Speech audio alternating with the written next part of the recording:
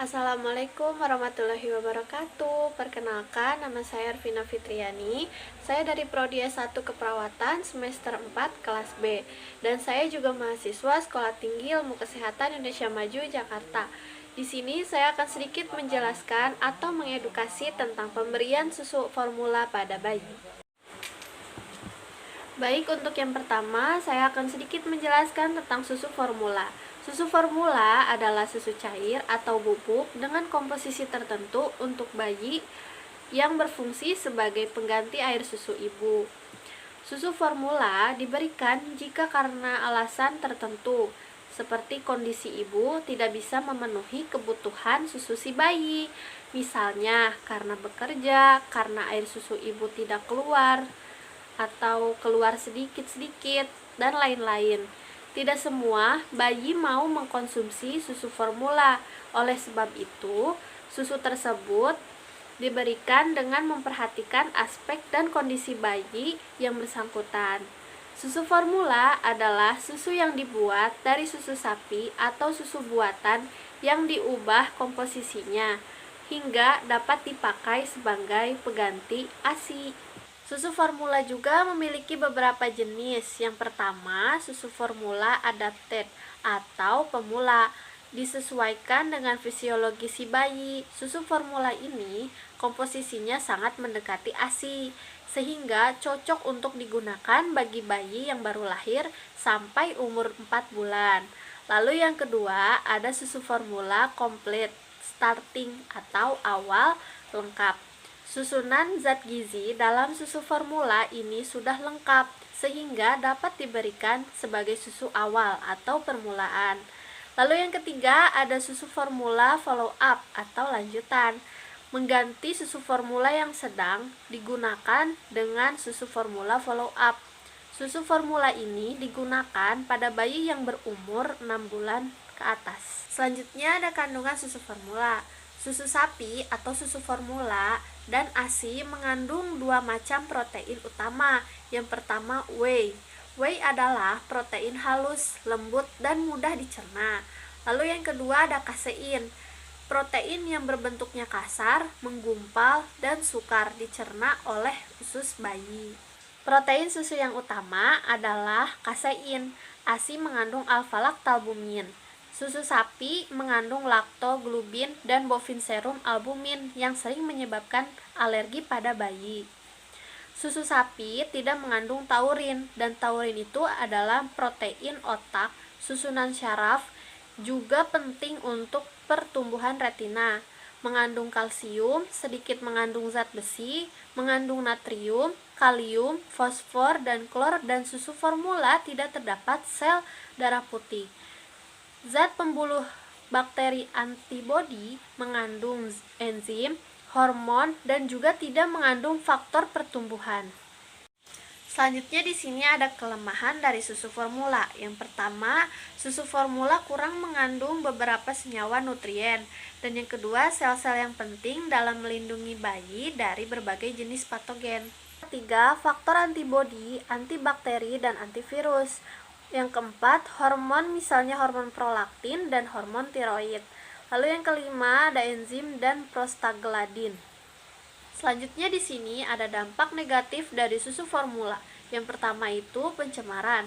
Susu buatan sering tercemar bakteri, terutama bila ibu menggunakan botol dan tidak merebusnya setiap selesai pemberian minum.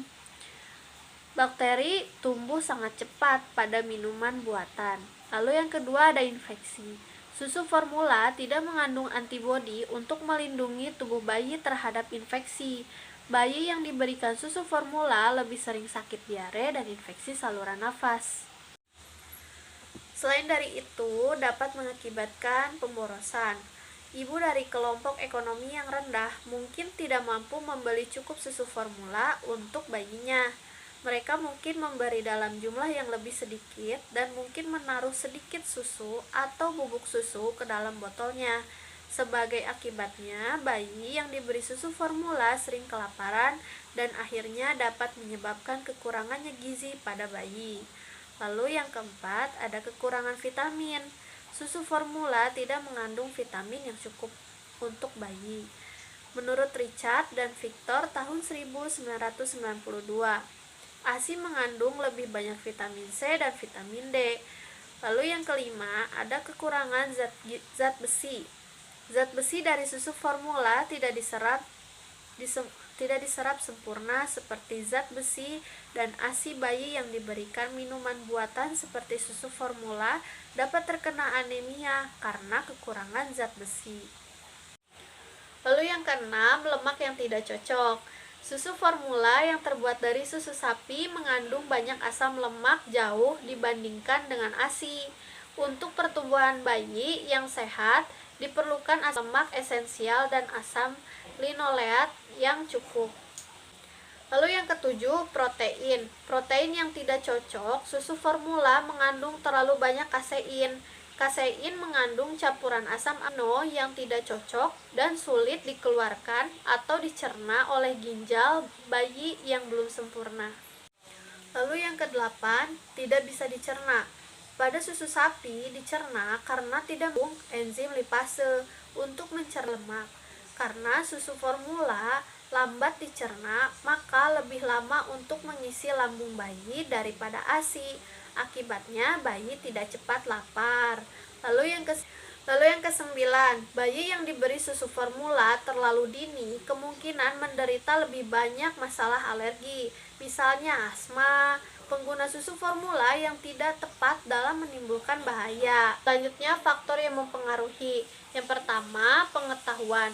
Faktor pengetahuan ibu yang kurang sering membuat ibu memilih menggunakan susu formula daripada memberikan ASI pada bayinya. Misalnya, pada saat ibu mengalami sakit influenza atau batuk, sehingga ibu tidak mau menyusui. Jika ibu berhenti menyusui dan menggantikannya dengan susu formula, justru resiko untuk tertular penyakit akan lebih besar. Lalu yang kedua, pendidikan. Tingkat pendidikan ibu yang rendah mengakibatkan kurangnya pengetahuan ibu dalam menghadapi masalah, terutama dalam pemberian ASI eksklusif. Sedangkan ibu-ibu yang memiliki tingkat pendidikan yang tinggi umumnya terbuka dalam menerima perubahan hal-hal yang baru guna memelihara kesehatan. Lalu yang ketiga, pekerjaan. Bekerja beresiko untuk memberikan susu formula kepada bayi usia 0-6 bulan dibandingkan dengan responden yang tidak bekerja. Status pekerjaan ibu mempengaruhi perilaku pemberian susu formula pada bayi usia 0-6 bulan. Yang keempat, dari sumber informasi. Mayoritas sumber informasi tentang susu formula yang diperoleh dari responden adalah dari non-tenaga kesehatan. Secara statistik, terdapat hubungan antara faktor sumber informasi dengan pemberian susu formula pada bayi usia 0-6 bulan. Responden yang memperoleh informasi dari tenaga kesehatan mempunyai peluang untuk mencegah memberikan susu formula kepada bayi usia 0-6 bulan dibandingkan dengan responden yang memperoleh informasi dari non-tenaga kesehatan. Sumber informasi yang diperoleh ibu mempengaruhi praktek pemberian susu formula pada bayi usia 0-6 bulan. Lalu di sini ada beberapa tindakan pemberian susu formula. Pemberian susu formula yang dilakukan oleh ibu atau pengasuh yang mengasuh bayi usia 0-6 bulan sebagai berikut. Yang pertama, kebiasaan sebelum mengencerkan susu. Lalu yang kedua, cara membersihkan botol susu. Yang ketiga, penggunaan air untuk mengencerkan susu. Lalu yang keempat, cara penyimpanan botol susu. Dan yang kelima, cara pengenceran susu formula.